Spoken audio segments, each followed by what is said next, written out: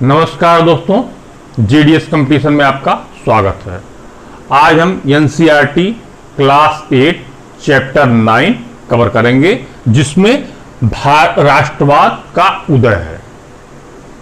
इस राष्ट्रवाद के उदय में कि कैसे भारत में राष्ट्रवाद धीरे धीरे उसका उदय होता है भारत में। अब हम शुरुआत करते हैं 1857 के विद्रोह के पश्चात से। 1857 का जब विद्रोह होता है, उसके बाद हम देखते हैं कि आर्थिक जीवन में बहुत ज्यादा परिवर्तन हुए भारतीयों के। भारतीय धीरे धीरे समझने लगे कि अंग्रेजों की शोषणकारी अर्थव्यवस्था हमको ही चूस रही है, और उसी दौरान सामाजिक सुधार आंदोलन भी हुए। इन दोनों से यह हुआ कि एक राष्ट्रीय चेतना लोगों के मन मस्तिष्क में आने लगी। आप 1857 के विद्रोह के पश्चात ये हमने देखा कि विद्रोह बंद नहीं हुए, विद्रोह और स्टार्ट हो गए। हां, उतना व्यापक नहीं, अब अलग अलग जगहों पे अलग अलग लोगों के द्वारा। जैसे उसमें से एक एग्जांपल लेते हैं वहाबी विद्रोह का। सैयद अहमद बरेलवी के द्वारा शुरू किया गया वहाबी विद्रोह। इस विद्रोह में था कि सैयद अहमद चाहते थे कि मुस्लिम अंग्रेजी शिक्षा प्राप्त करें। यहां तक सही था, लेकिन वो अंग्रेजों के प्रति वफादार बने रहे। वो बने रहे भाई, यहां पे उनका कॉन्सेप्ट थोड़ा सा अलग था, लेकिन लोग शायद अंग्रेजों के प्रति वफादार नहीं थे। इसी दौरान एक देवबंद की स्थापना होती सहारनपुर में। वो देवबंद जो वहां पे मुस्लिम विद्यार्थी पढ़ने आते थे, उनमें राष्ट्र प्रेम की भावना सिखाता था और अंग्रेजों के प्रति घृणा की नीति सिखाता था। ये अच्छी बात हुई। एक लिख देते हैं इसमें वहाबी विद्रोह। वहाबी विद्रोह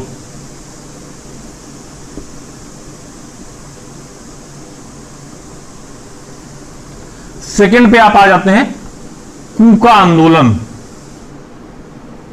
कूका आंदोलन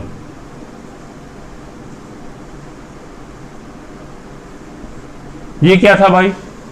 पंजाब में किसानों के द्वारा यह आंदोलन चलाया गया 1870-72 में। गुरु राम सिंह इसके नेता हुआ करते थे। ये पंजाब रीजन की बात हो गई। अब थर्ड पे हम आ जाते हैं। थर्ड पे मणिपुर में जो वहां पे आदिवासी समुदाय था, उसने भी अंग्रेजों के विरुद्ध विद्रोह कर दिया। उसके नेता थे टिकेंद्रजीत। टिकेंद्रजीत मणिपुर में, मणिपुर खाली लिख देते हैं, टिकेंद्रजीत लिख देते हैं।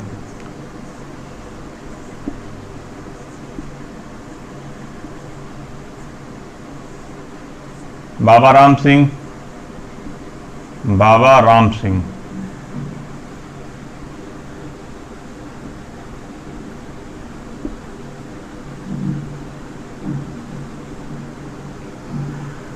मणिपुर में भी आंदोलन चला गया भाई। और कौन से आंदोलन हुए? आप नागपुर क्षेत्र में देखेंगे, वहां पर मुंडा विद्रोह होता है। यह भी आदिवासियों का विद्रोह था। 1890 से 1899 के बीच में हुआ था। बिरसा मुंडा इसके नेता हुआ करते थे। इन्होंने क्यों किया? आदिवासियों के क्षेत्र में अंग्रेजों का अतिक्रमण, वो नहीं अपनी संस्कृति पर अपना तोड़ना चाहते थे। ये यहां पर ये भी विद्रोह हुआ। और एक आंदोलन होता महाराष्ट्र में, फड़के आंदोलन। फड़के आंदोलन एक चौथा लिख देते हैं मुंडा विद्रोह। मुंडा विद्रोह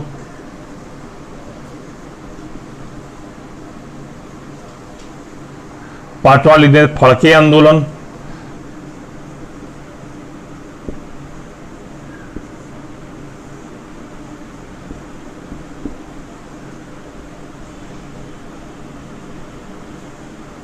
फड़के आंदोलन, फड़के आंदोलन महाराष्ट्र क्षेत्र में चलाया गया। वासुदेव बलवंत फड़के इसके नेता थे। इन्होंने भी अंग्रेजी नीतियों के खिलाफ विद्रोह किया लोगों को जागरूक किया। अब यहां पर आप ये देखें कि ये 1857 के बाद के सारे हैं, 1857 के बाद ये सारे विद्रोह और भी तमाम विद्रोह होंगे, ये सारे विद्रोह 1857 के बाद के हैं। कहीं ना कहीं लोगों के मन में अब राष्ट्र के प्रति राष्ट्र भावना की बात सामने आने लगी। यहीं से उदय होता है राष्ट्रीय चेतना का। अब हम आगे आते हैं, राष्ट्रीय चेतना के उदय में कौन कौन सी परिस्थितियां या कौन कौन से बिंदु सहायक हुए। चलते हैं आगे। अब हम आते हैं राष्ट्रीय चेतना का उदय होता कैसे है।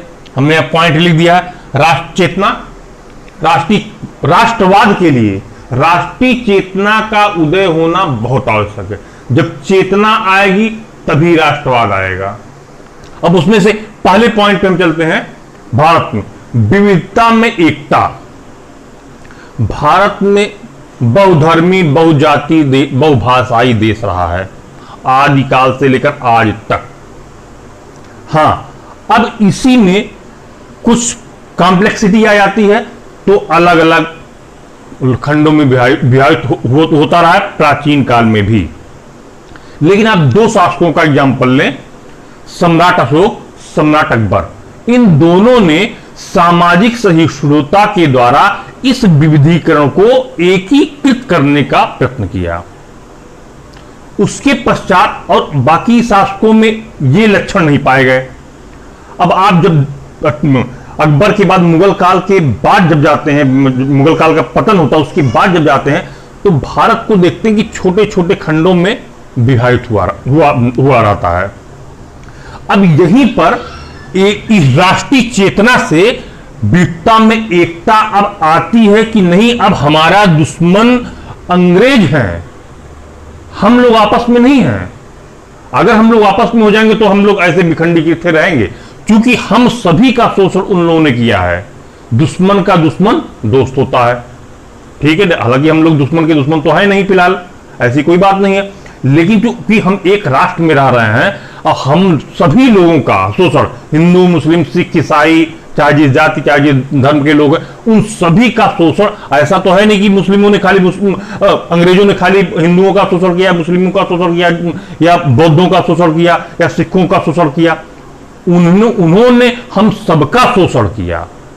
अब हमारी विविधता ये थी कि हम 4 धर्मों में विभाजित थे। अब हमको एकीकृत होने की आवश्यकता थी। अब हम लोग एकीकृत हो गए अपने एक दुश्मन के लिए, ब्रिटिश के लिए। ये विविधता में एकता हमारे लिए फायदेमंद साबित हुआ। नंबर 1, पॉइंट नंबर 1, पारस्परिक सहिष्णुता को भी हमने जिक्र किया। जब हम लोग एक हुए तो हम काफी नजदीक आते गए। जैसे मुगल काल में थोड़ी दूरियां थी, ये हिंदू है, ये मुसलमान है, ये फला है, ये फला है, फला है, थोड़ी दूरियां थी। लेकिन कुछ शासकों ने उस दूरियों को कम करने का प्रयत्न किया।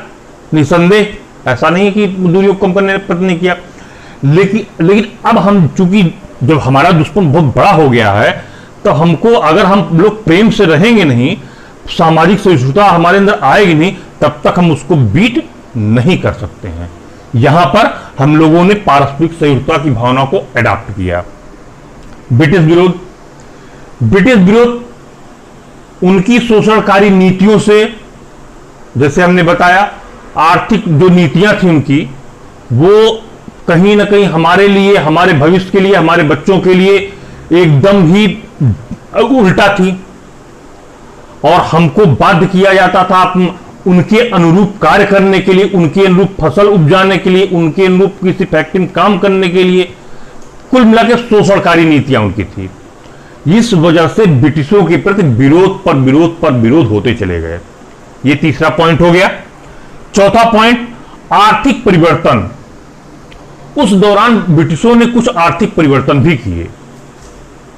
आर्थिक परिवर्तन नंबर 1 उसमें रेल, और नंबर 2 इंडस्ट्री। रेलवे के द्वारा उन्होंने अपने स्वहित के लिए कच्चे माल के जो भी प्लेसेस थे उसको मेन सिटी से जोड़ने का प्रयत्न किया। इसका बेनिफिट हमें क्या हुआ? इसका बेनिफिट हमें यह हुआ कि हम लोग अब उससे आवागमन करने लगे। अब जब हम लोग इधर से उधर जाने लगे तो हम लोगों में राष्ट्रीय चेतना का संचार हुआ। हम दूसरे लोगों से, मान ली हम यहाँ पे महाराष्ट्र में रह रहे हैं या दिल्ली में रह रहे हैं, तो हम यूपी वाले भाई से मिलेंगे या बिहार वाले भाई से मिलेंगे या किसी केरल वाले भाई से मिलेंगे, तो एक उससे नेटवर्क तैयार होना शुरू हुआ। और ब्रिटिशों के जब भी हम किसी से मिलते हैं तो जो मेन मुद्दा रहता है उसी की बात करते हैं। जैसे वाली गवर्नमेंट है तो मिलते हैं तो चाय पीते रहते हैं, तो अरे भाई क्या गवर्नमेंट क्या कर रही, तो वो कुछ विरोध में बोला, हम पक्ष में बोले, या हम विरोध में बोले वो पक्ष में बोला। इसी टाइप से ब्रिटिश के प्रति भी विरोध की बातें होने लगी और राष्ट्रीय चेतना ने जन्म लिया। इंडस्ट्री में हम लोग काम करने लगे तो वहां पे दो वर्ग हो गया, पूंजीपति वर्ग और कामगार वर्ग। अब दोनों की नीतियां अलग अलग हो गई। अब एक नए वर्गों का उदय हुआ। अब जिनका हित जिनको ब्रिटिश के द्वारा लाभ पहुंचता था वो तो भाई ब्रिटिश का सपोर्ट करेंगे, और जिनको लाभ नहीं पहुंचता था वो ब्रिटिश का विरोध करेंगे। ये यहां पर ये हो गया। फिर आधुनिक शिक्षा की बात आई। शिक्षा तो हर जगह, चाहे एशिया हो या इंडिया हो, एशिया हो या यूरोप हो, इसने हर शिक्षा एक ऐसी चीज है जो हर जगह राष्ट्रीय चेतना का कार्य किया है। फ्रांस की क्रांति एग्जाम्पल है, 1789, वहां पर भी राष्ट्रीय चेतना के संचार में बौद्धिक वर्गों की प्रमुख भूमिका रही है। अगर बौद्धिक वर्गों ने राष्ट्रीय चेतना का संचार न किया होता तो शायद 1789 में फ्रांस की क्रांति न हो पाती। और आधुनिक शिक्षा में अंग्रेजी शिक्षा का प्रसार होने लगा और हमारी मातृभाषा का भी प्रसार होने लगा। तो हम लोगों के अंदर एक कॉमन सेंस डेवलप होने लगा। अब शिक्षा का एक परिभाषा मैं बता दूं, क्यों हमको आवश्यक है शिक्षा? इसलिए कि ये सही और गलत के बीच भेद बताती, क्या सही है क्या गलत है, क्या हमें करना है क्या हमें नहीं करना है। यही कारण अब जब शिक्षित हम लोग धीरे धीरे होने लगे तो हम लोगों ने जाना कि नहीं ब्रिटिश हमारे साथ बहुत गलत कर रहे हैं, अत्याचार कर रहे हैं। अब इसमें जब अंग्रेजी शिक्षा आ गई तो हम लोगों ने दूसरे देशों का भी देखना शुरू कर दिया कि भाई वहां पर इंग्लैंड में ऐसे होता है, अरे हमारे क्या तो नहीं ऐसा होता भाई, तो यानी कुछ गड़बड़ चल रहा है। यूरोप में ऐसा होता है, अमेरिका में ऐसा होता है। तो इससे हमारे अंदर राष्ट्रीय चेतना का एक जन्म हुआ। ये सारे पॉइंट जितने भी हैं ये राष्ट्रीय चेतना इनके द्वारा आई और इनकी राष्ट्रीय चेतना ने राष्ट्रवाद को जन्म दिया। अब हम आते हैं राष्ट्रीय चेतना के उदय के पश्चात। अब भारतीयों को चाहिए था कि कुछ संगठन, जब हमारे अंदर चेतना आ गई तो हमारे लिए कुछ संगठन भी होने चाहिए, हम उस संगठन से अपनी बातें कह सकें। तो उसी क्रम में कांग्रेस की स्थापना से पूर्व कुछ संगठन, कांग्रेस की स्थापना के बारे में हम बाद में बताएंगे भी, कांग्रेस की स्थापना 1885 से पूर्व कुछ संगठन भी अस्तित्व में आए। अब देखते हैं, नंबर 1 उसमें से इंडियन एसोसिएशन की स्थापना होती है 1851 कलकत्ता में। नंबर 2 बॉम्बे एसोसिएशन 1852 में। नंबर 3 मद्रास नेटिव एसोसिएशन 1852 में। नंबर 4 पूर्व साधनी सभा 1870 में। नंबर 5 इंडिया एसोसिएशन 1876 में। नंबर 6 मद्रास महाजन सभा 1884 में। इन सब संस्थाओं का विकास हुआ कांग्रेस से पहले हुआ। और ये जैसे होता नहीं, पहली सीढ़ी चढ़े, दूसरी सीढ़ी चढ़े, तीसरी सीढ़ी चढ़े, सेम टू सेम राष्ट्रवाद का जो डेवलपमेंट है उसकी पहली सीढ़ी संस्था के रूप में यहां पर थी। पहले हमने तो बता दिया राष्ट्रीय चेतना का उदय हुआ, कैसे कैसे हुआ, किन किन कारणों से हुआ। उसके पश्चात में हमने ये बताया कि ये सब छोटी छोटी संस्थाएं बन गई, संगठन हुआ। अब इसके बाद में एक बड़ी संस्था होती है, वो होती है कांग्रेस। कांग्रेस की स्थापना कब होती है, ये सब मिटा देते हैं। कांग्रेस की स्थापना 1885, कांग्रेस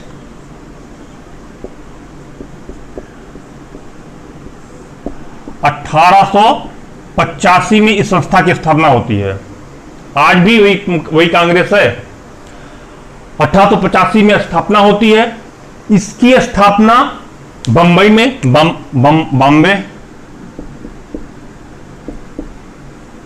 बॉम्बे में स्थापना हुई इसकी। एक अंग्रेज आईसीएस अधिकारी Allan Octavian Hume, A.O. Hume, A.O.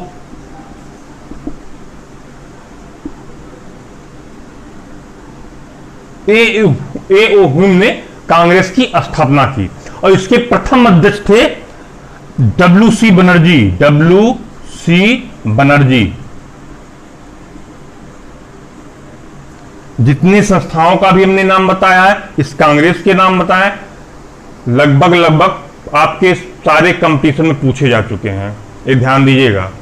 और जो कुछ छुटा है वो आप थोड़ा देख लीजिएगा। मान लीजिए संस्थाओं, इसके पहले की जो संस्थाओं का हमने नाम बताया उसमें संस्थापक के नाम नहीं थे, उसमें आप संस्थापक के नाम लिख लीजिएगा। अब कांग्रेस के बारे में आते हैं। कांग्रेस की स्थापना के पीछे क्यों अंग्रेजों ने अनुमति दिया, क्यों एक अंग्रेज ने कांग्रेस की स्थापना की? बड़ी गहरी सोच थी अंग्रेजों की। अंग्रेजों ने जब देखा कि अब भारत में राष्ट्रवाद शुरू हो चुका है, तो वो स्कैटर्ड फॉर्म में न हो, बल्कि हम खुद ही एक संस्था का निर्माण कर दें और उस संस्था पे वो लोग आए और वहां से अपनी मांग हमारे पास रखें और फिर हमारे अनुसार जो होगा हम स्वीकार करेंगे, जो नहीं होगा नहीं स्वीकार करेंगे। जैसे जो विद्रोह हमने बताया, अब विद्रोह, जितने विद्रोह हुए थे वो स्कैटर्ड फॉर्म में थे, अलग अलग रीजन में थे। अब अगर उन लोगों ने, अंग्रेजों ने अगर इसको एक जगह सेंट्रलाइज कर दिया, मान लीजिए एक जगह यहां कहीं विद्रोह हो रहा है, अब हम इन सभी को एक जगह सेंट्रलाइज कर दे रहे हैं, ठीक, कांग्रेस के रूप में, ठीक है ना। कांग्रेस के रूप में हमने जब सेंट्रलाइज कर दिया, अब यहां से ब्रिटिश के पास जो मांगे जाएंगी या इस संस्था से, तो जो उनके अनुरूप होगा उसको तो स्वीकार करेंगे, जो नहीं होगा नहीं स्वीकार करेंगे। ये गहरी सोच थी अंग्रेजों की। इसीलिए अंग्रेज आईसीएस अधिकारी ने इस कांग्रेस की स्थापना की और तमाम जो छोटी छोटी संस्थाओं थे उन सबको नकार दिया। अब आगे क्या होता भाई? कांग्रेस के प्रति तो ब्रिटिश रवैया शुरुआत में बहुत नरम था। और इन कांग्रेस के बारे में और कुछ बता दे, थोड़ा सा फैक्ट बता दे, तब आगे आते हैं। इनका वार्षिक अधिवेशन प्रत्येक वर्ष दिसंबर में हुआ करता था। शुरुआत में 72 सदस्यों ने बंबई में गोकुलदास तेजपाल संस्कृत महाविद्यालय में इसकी स्थापना किया था। ये आपके हो गए कांग्रेस के फैक्ट। अब आगे आते हैं। शुरुआत में कांग्रेस के प्रति ब्रिटिशों का रवैया नरम था, लेकिन ब्रिटिशों को यह नहीं मालूम था ये संस्था एक दिन इतनी स्ट्रांग हो जाएगी कि हमें खुद इस संस्था के आगे झुकना पड़ेगा। 1947, हाँ, वो तो 47 तक ये संस्था राष्ट्र के प्रति बहुत समर्पित रही। आजादी के जो भी मांग उठाई जाती थी और वो यहां से उठाई जाती थी, और इसमें बड़े बड़े नेताओं का, जैसे महात्मा गांधी, जवाहरलाल नेहरू, मोतीलाल नेहरू, सारे जितने भी बड़े बड़े नेता थे वो इसके मेंबर थे, राष्ट्रीय नेता थे उस समय, स्वतंत्रता सेनानी जो लोग थे सब इसके मेंबर थे। वही लोग इस मंच से ब्रिटिशों से अपनी मांग उठाया करते थे। आगे चल के और डिटेल में आएंगे तब बताएंगे। अब इस संस्था, जो कांग्रेस संस्था थी, इसमें भी दो विचारधारा हो गई। ये 1905 के इर्द की बात है। 1905 में बंगाल विभाजन होता है। उसी समय कर्जन ने कहता है, लॉर्ड कर्जन उस समय भारत का वायसराय था, कहता कांग्रेस लड़खड़ा रही, अब हम चाह रहे कि ये इसको नष्ट कर दिया जाए, नष्ट हो जाए। उसको लग गया कांग्रेस का भविष्य की कांग्रेस आगे भविष्य में बहुत ही मजबूत हो सकती है, और कहीं ना कहीं उसको हिट भी किया होगा। अब कांग्रेस में भी दो विचारधाराएं हो गई, एक उदार दल, एक नरम दल, एक गरम दल। नरम दल अपने तरीके से मांग करते थे, और नरम दल में जैसे गांधी जी हैं, मोतीलाल नेहरू हैं, जवाहरलाल नेहरू हैं, फिरोज शाह मेहता हैं, दादा भाई नौरोजी, ये सब नरम दल के लोग थे। गरम दल में लाल बाल पाल का आपने नाम सुना होगा, लाला लाजपत राय, बाल गंगाधर तिलक और लाल बाल पाल, बिपिन चंद्र पाल, ये गरम दल के नेता हुआ करते थे। तो ये छीन कर या अपनी आजादी को, जैसे बाल गंगाधर तिलक ने कहा, स्वराज्य मेरा जन्म सिद्ध अधिकार, मैं उसे लेकर रहूंगा। तो ये याचना पर भरोसा नहीं किया करते थे कि नहीं नहीं भैया अंग्रेज तुम यहां से चले जाओ, तुम्हारी यहां का काम वाम नहीं है, हमको अब जीने खाने दो, ऐसे अंग्रेज थोड़ा चले जाएंगे हैं? अरे दोनों साइड से उनको प्रहार करना होगा, नरम दल भी प्रहार करे, गरम दल भी प्रहार करे। ऐसा नहीं है स्वतंत्रता में खाली उदार दलों का ही हाथ था। बहुत सारे क्वेश्चन आते रहते हैं कि नहीं नहीं महात्मा गांधी का रोल था स्वतंत्रता में, या जो क्रांतिकारी व्यक्ति हैं सोच वाले नहीं नहीं क्रांतिकारियों का हाथ था। ऐसा बिल्कुल नहीं है, दोनों पक्षों का सहयोग रहा है स्वतंत्रता प्राप्ति में। आप किसी भी एक पक्ष को इग्नोर नहीं कर सकते हैं कि नहीं नरम दल के वजह से ही हमें आजादी मिली, गलत है। गरम दल की वजह से ही हमें आजादी मिली, ये भी गलत है। क्योंकि जब जब नरम दल नरम पड़े हैं तो गरम दल गरम पड़ गए हैं।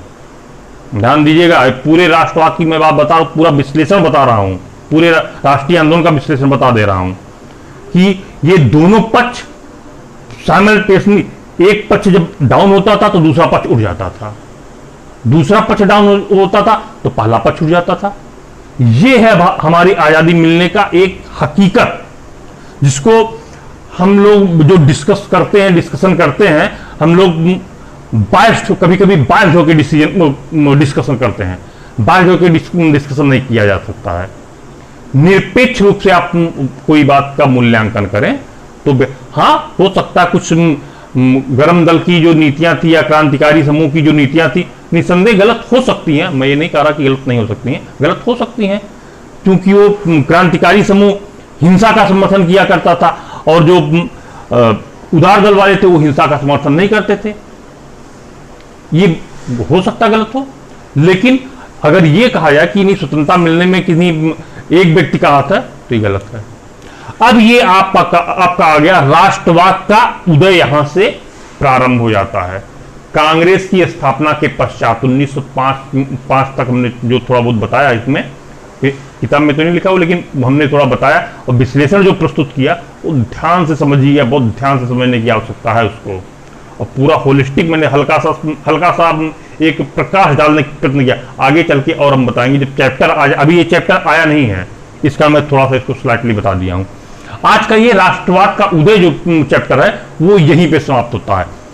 कल के वीडियो में स्वराज्य के लिए संघर्ष शायद है उसमें, तो वो कल के वीडियो में हम कवर करेंगे। आज का लेक्चर यहीं तक, धन्यवाद, नमस्कार।